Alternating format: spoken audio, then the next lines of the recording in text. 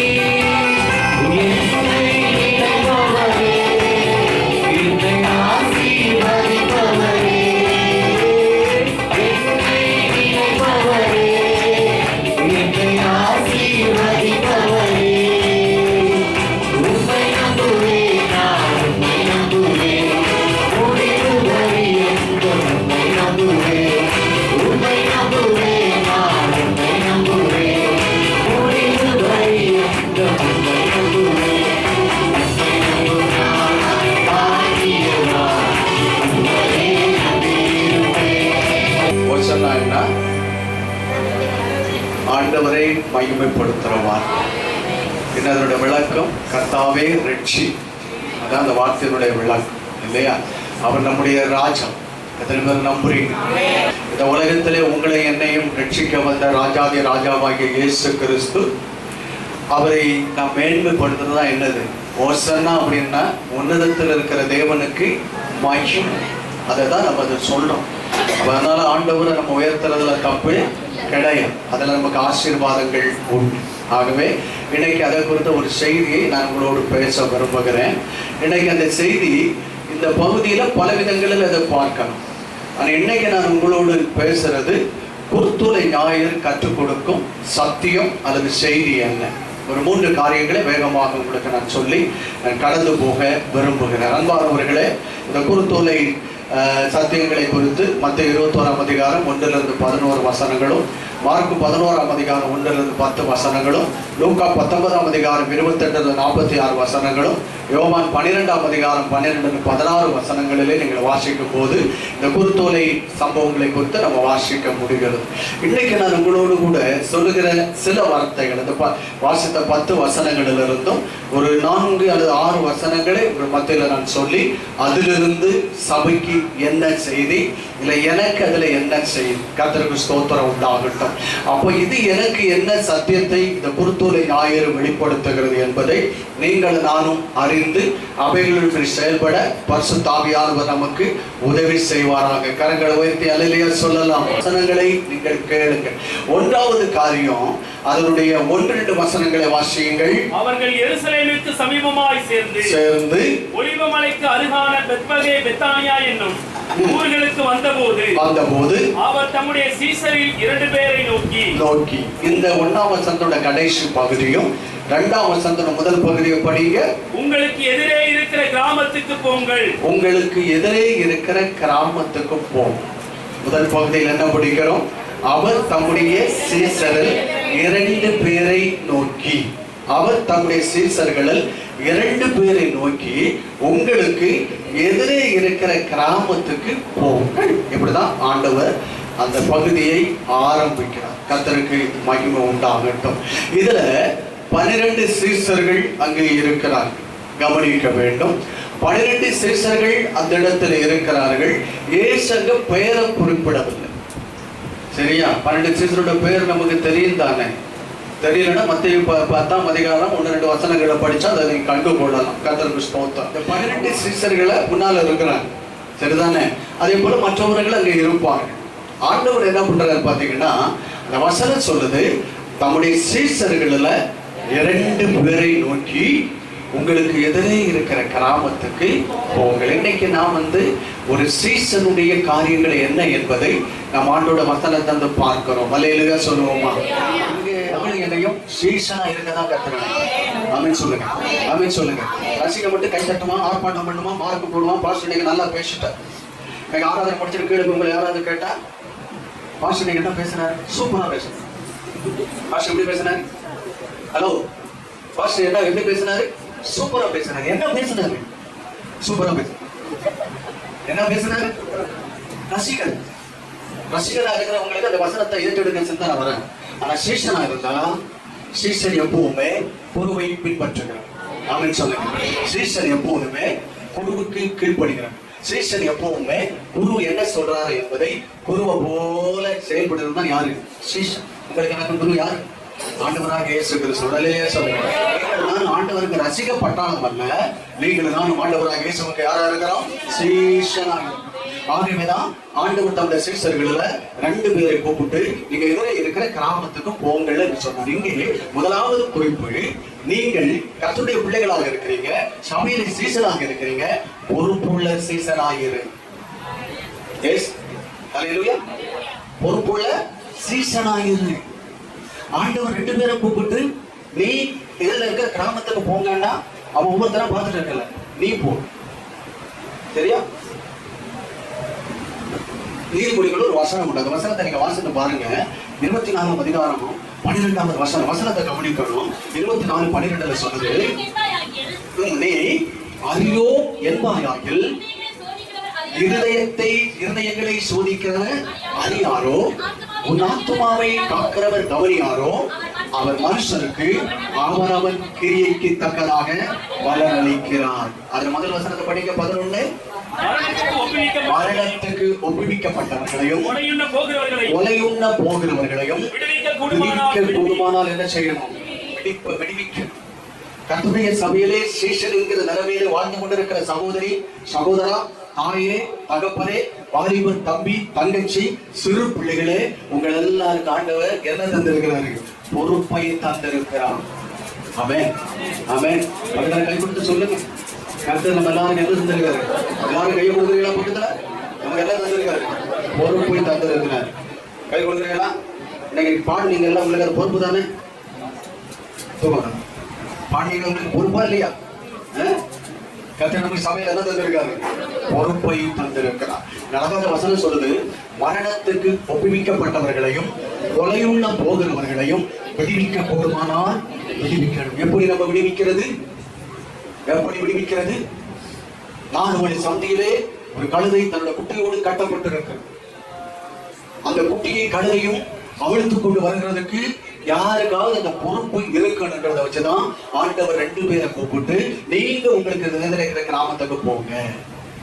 12வது வசனம் சொல்லுது, அதை நல்ல கவனிக்கணும். நீங்க வசனத்தை சொல்றேன், அது எனக்கு தெரியாது. சிலர் சொல்லுவாங்க, இது ஏன் வேலை இல்லை, இது ஏன் யாராவது செஞ்சுட்டு போகுது. நான் கேட்கிறேன், உங்க வேலை என்ன? உங்களுக்கு பொறுப்பு இல்லை? லேட்டா சமைக்க வரணும், வந்து உட்காந்துட்டு 2 பாட்டம் பாடணும், 2 கையை நிற்கணும், ஏதோ பாஸ்டர் சொல்ற 2 கையை உயர்த்தி ஒரு சோத்திரம் பட்டி அல்லேலூயா சொல்லணும், போகும்போது தூசியை 2 தட்டு தட்டி என்ன செஞ்சிடணும். இதுதாங்க இருக்கிற வேலை. சபையில என்ன நடந்தாலும் எனக்கு என்ன? இன்றைக்கு இந்த வார்த்தையை கேட்டுக்கொண்டு கர்த்தருடைய பிள்ளையே, குருத்தோலை ஞாயினுடைய சத்தியம் என்ன? முதலாவது, சபையில இருக்கிற ஒவ்வொருவரும் பொறுப்புள்ளவர்களாக நடந்து கொள்ள வேண்டும். நல்ல கையை உயர்த்தி ஆமென் அல்லேலூயா சொல்லுங்க. எல்லாருக்கும் என்ன இருக்குது? பொறுப்பு இருக்கு, உத்தரவாதம் இருக்கு, உண்மையா இருக்கணும். வேதம் அதை தான் நமக்கு சொல்லிக் கொடுக்கிறது. நீ அறியோ என்பாயாகில் எனக்கு வேணாம் இது இருங்க, எனக்கு இது தெரியாது. சிலர் சொல்லுவாங்க எனக்கு இதுக்கு சம்பந்தமே இல்ல, அவரை பார்த்து விஷயம் இல்ல, வேணா பாஸ்டர் பார்க்கட்டும், இது என்னுடைய வேலையில. நீ சீஷரா இருந்தா நீ சபையிலே பொறுப்புள்ளவராய் நடந்து கொள்ளுவா. நீ சீஷியா இருந்தா சபையிலே உனக்கு உத்தரவாதம் உண்டு. நீ அந்த உத்தரவாதத்துக்கு உண்மையா இருக்கணும். உனக்கு தந்த பொறுப்புகளில் தேவன் உன்னை வைத்திருக்கிறார், நீ அதுல உண்மையா இருக்கணும். அல்லேலூயா சொல்லுங்க.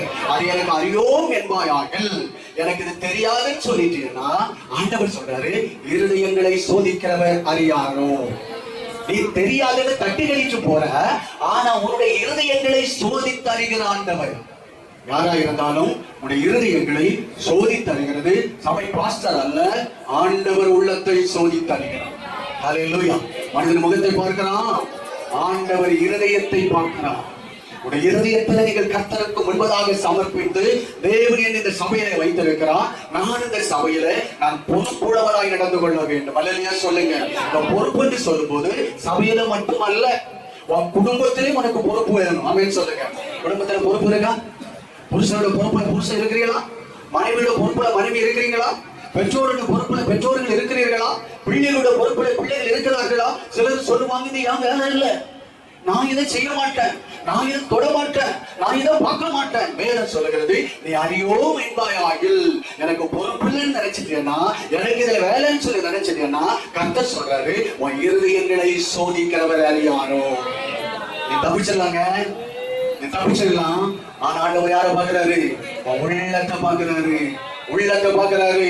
ஆத்துமாவை காக்கிறவர் கவனியாரோ. கர்த்தர் கவனிக்கிறாரா? என் பார்வையை கவனிக்கிறாரு, என் பேச்சை கவனிக்கிறாரு, என் நடக்கையை கவனிக்கிறாரு, வீட்டுல என்ன பேசுறேன்னு கவனிக்கிறாரு, வெளியில என்ன பேசுறேன்னு நடத்துறாரு, புருஷ மனைவிக்குள்ள என்ன பேசுறேன்னு பாக்குறாரு, பெற்றோர்கள் பிள்ளைகளுக்கு என்ன பாக்குறோம் பேசுற பாக்குறாரு, சபையில வெளியில போய் என்ன பேசுறேன்றது யார் பார்க்கிறார்? ஆண்டவர் பார்க்கிறார். கொடுத்து சொல்லுங்க, ஆண்டவர் பார்க்கிறாரு. ஆண்டவர் பார்க்கிறாரு. யாரை பார்க்கிறாரு? என்ன பார்க்கிறாருன்னு சொல்லாதீங்க. ஆண்டவர் பாஸ்டர் பார்க்கிறாருன்னு சொல்லாதீங்க. ஆண்டவர் நம்மள பார்க்கிறாரு. ஆண்டவர் யாரை பார்க்கிறாரு? என்ன செய்யணும்? பொறுப்புள்ளவங்களா இருக்கு. பொறுப்பு என்ன செய்யக்கூடாது? தட்டி கழிக்காதீங்க. பொறுப்பு என்ன செய்யாதீங்க? தட்டி கழிக்காதீங்க. குடும்பத்துல பொறுப்பு தட்டி கழிக்காதீங்க. சமுதாயத்துல பொறுப்பு தட்டி கழிக்காதீங்க.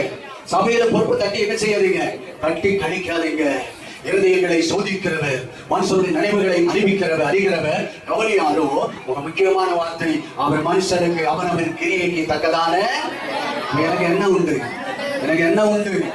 ஆமா, ஆண்டவர் சொல்றாரு காயினை பார்த்து, நன்மை செய்தால் மேன்மை இல்லையோ, நன்மை செய்தால் மேன்மையும் இல்லையோ. நீ கவனிக்காம போயிட்டேன்னா பாவம் வாசற்படியில படுத்திருக்கும். நீ உண்மை உத்தரவாதம் இல்லாதவனாய் போயிடக்கூடாது.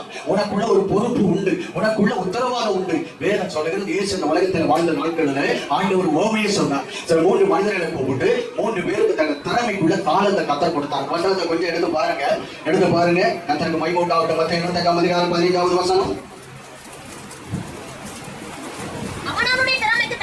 அவனவனுடைய திறமைக்கு தக்கதாக ஒருத்தர் எவ்வளவு கொடுத்தாரு? 5 தாளந்தும், ஒருத்தர் 2 தாளந்தும், ஒருத்தரிடத்தில் 1 தாளந்து கொடுத்து அவர் போயிட்டார். நீங்க சம்பவத்தை பின்னால வாசித்து பாருங்க. ஆண்டவர் சொல்றாரு, அவர் வெகு தூரத்துக்கு பிரயாணமா போறாரு. பிரயாணமா போகும்போது நான் மறுபடியும் வருவேன் என்று சொல்லி அங்க இருந்தவங்க இடத்துல 3 பேரிடத்துல அந்த திறமைக்கு தக்கதாக, அதான் வசனம் சொல்லுது, அவன் அவனுடைய திறமைக்கு. நான் எப்பவுமே சொல்லுவேன், ஆண்டவர் குருவி தலையில பணங்காம வைக்க மாட்டார். சிலர் நினைப்பாங்க, ஏன் தலையில வச்சா நல்லா இருக்குங்க. குருவி தலையில பணங்கா வச்சா எப்படி இருக்கும்? செத்து போயிடும், செத்து போயிடும். சில பொறுப்புகளை உங்க கையில கொடுத்தா என்ன செஞ்சிருவோம்? செத்து போயிடும். சரியா? யோசிக்கிறாங்க, என்ன பாஸ்டர் சொல்றீங்க? வேதம் சொல்லுது, அவன் அவனுடைய திறமைக்கு தக்கதான். என் திறமைக்கு தகுந்த விதவளுக்கு தான் ஆண்டவர் என்ன பொறுப்பு எடுக்க சொல்லுங்க. எனக்கு முடியாத எதையும் என் ஆண்டவர் என்னை செய்ய சொல்ல மாட்டான். நம்புறீங்க? ஒத்துக்கொள்றீங்க? வேதம் சொல்லுகிறது, அவனுடைய திறமை. நீ இந்த காரியத்தை செய்ய முடியும் என்பது யாருக்கு தெரியும்? ஆண்டவனுக்கு தெரியும். உன்னுடைய திறமைக்கு தகுந்த விதத்துல உனக்கு என்ன தராரு? பொறுப்பை தருகிறார். ஒருவர்கிட்ட 5 தாளந்து, ஒருவர்கிட்ட 2 தாளந்து, ஒருத்தர்கிட்ட 1 கொடுத்து அனுப்பிச்சிட்டாரு. அப்பா, உன்னை நான் பொறுப்பை கொடுத்துருக்கிறேன், நீ அதை டெவலப் பொறுப்பு என்ன செஞ்சிருக்கு கொடுத்துருக்கிறேன். 2 டெவலப் பண்ணுங்க. அதை வச்சு என்ன செய்ய என்னை விருத்து அதை செஞ்சு நீ என்ன செய்ய ஆதாயப்படுத்து அப்படின்னு அனுப்பிச்சு விட்டாரு. இப்போ ஓனர் எங்க இல்லை, பக்கத்துல இல்லை. ஓனர் உங்களுக்கு எனக்கு பொறுப்பு கொடுத்துட்டு போயிட்டாரு. எங்க போயிட்டாரு? மேலே போயிட்டார். சில நேரம் நினைக்கிறா மேலே போனவர் வரமாட்டார் அப்படின்னு. அப்படிதான் நம்ம நடக்கிறோம். மேலே போனவர் இன்னைக்கு இருந்தாலும் என்ன செய்வாரு? கண்டிப்பா வரும். தாமதம் பண்ணுகிறது தாமதியா, சில தாமதிக்கிறார்கள் எண்ணுகிறபடி கர்த்தர் நம்முடைய வருகை குறித்து தாமதமாகிறாமல் எல்லாரும் மனம் திரும்பி ரட்சிக்கப்பட வேண்டும் என்று நம்ம என்ன பண்ணியிருக்கிறாரு? பொறுமையா இருக்கிறாரு. என்ன பொறுமை? காரணம் ஆண்டவர் சொல்றாரு, இவட்ட ஒரு 5 தாளத்தை கொடுத்துருக்கிறேன். இந்த மகளுக்கு இந்த சிஷ்டிட்ட ஒரு 2 தாளத்தை கொடுத்துருக்கிறேன். இந்த வாலிபர்கிட்ட ஒரு தாளத்தை கொடுத்துருக்கிறேன் அப்படின்னு கர்த்தர் கொடுத்துட்டு நீங்களும் நானும் அவட பொறுப்புல உண்மையா இருப்போன்னு அவர் என்ன பண்ணி போயிட்டார். 5 தாளத்தை வாங்கினவன் எஜமான் பார்த்தாலும் பார்க்காவிட்டாலும் அவர் மறுபடியும் வரேன்னு சொல்லி இருக்கிறாரு. நான் வருதுக்குள்ள என் பொறுப்பை நான் நிறைவேற்றுவதில் நான் சரியா இருக்கணும் என்று சொல்லி அவன் அதை கொண்டு மேலும் ஒரு 5 தாளத்தை சம்பாதித்தான். வசனம் அப்படிதான் சொன்னான். உள்ளவனுக்கு கொடுக்கப்படும், எல்லாருவனுக்கு உள்ளதும் எடுத்துக் கொள்ளப்படும். நீங்க பொறுப்புல உண்மையா இருந்தீங்கன்னா ஆண்டவர் உங்களுக்கு அந்த பொறுப்பை கொடுக்க மாட்டாரு, வேற ஒருத்தருக்கு கொடுத்துருவாங்க. அப்படின்னு சொல்லுங்க, அப்படின்னு சொல்லுங்க. இதுல எனக்கு பொறுப்பு இல்லை, நான் இதை செய்ய மாட்டேன்னு சொல்லி இந்த பொறுப்பு தட்டி கழிச்சுன்னு சொன்னா ஆண்டவர் என்னைக்குமே யாரையும் பார்த்துட்டு இருக்க மாட்டார். தெரியுமா உங்களுக்கு? தெரியுமா உங்களுக்கு? நான் அடிக்கடி சொல்லுகிற ஒரு வார்த்தை உண்டு. மோசே செத்துட்டான். மோசே என்ன பண்ணிட்டான்? செத்துட்டான். தலைகள் எல்லாம் என்ன பண்றாங்க? மோசைக்காக அழுதுட்டு இருக்கிறாங்க, துக்கம் போட்டாங்க. ஐயோ எங்களை நடத்துற மோசை செத்துட்டானே, 40 வருஷங்களை நடத்தினானே, ஐயோ மோசை போயிட்டானே, மோசை போயிட்டு. ஆண்டவர் எங்கேயாவது அழுதாரா? ஐயோ மோசை செத்து போயிட்டான், நான் என்ன செய்ய போறேன்? ஆண்டவர் அழுதாரா? ஆண்டவர் அழவே மாட்டாருங்க. கர்த்தர் யோசுவா கூப்பிடுறாரு, யோசுவா நீ வா.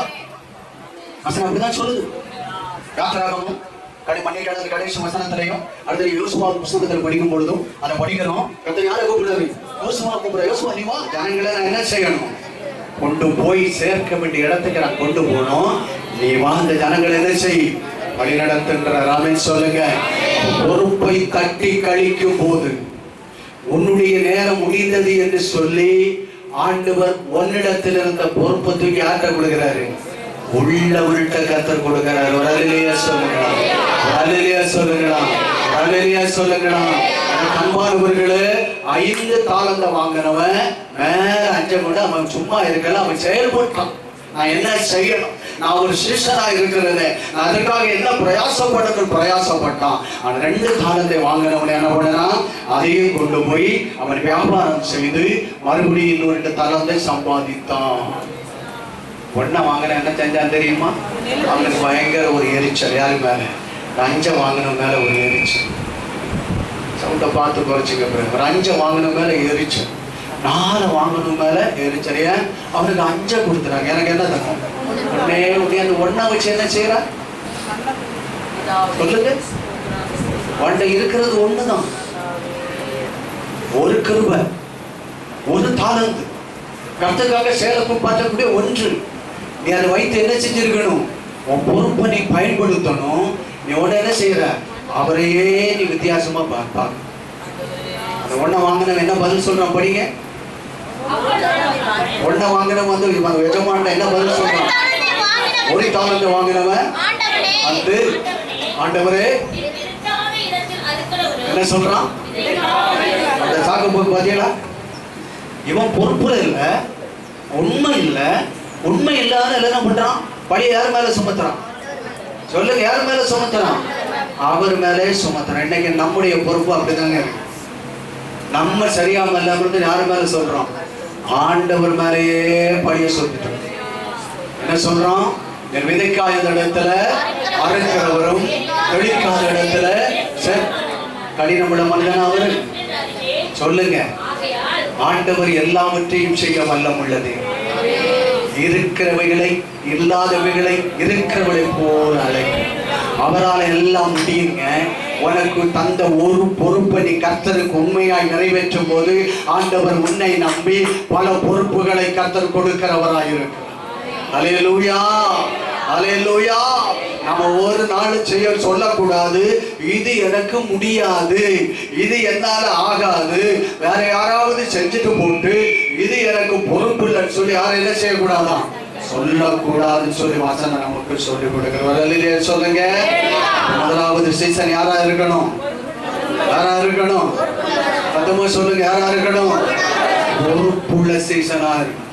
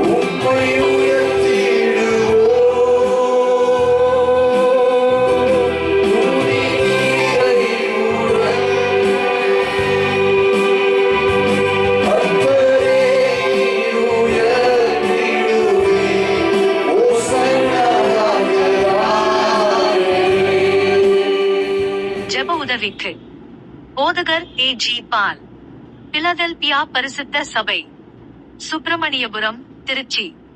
அலைபேசி எண் 9244605832.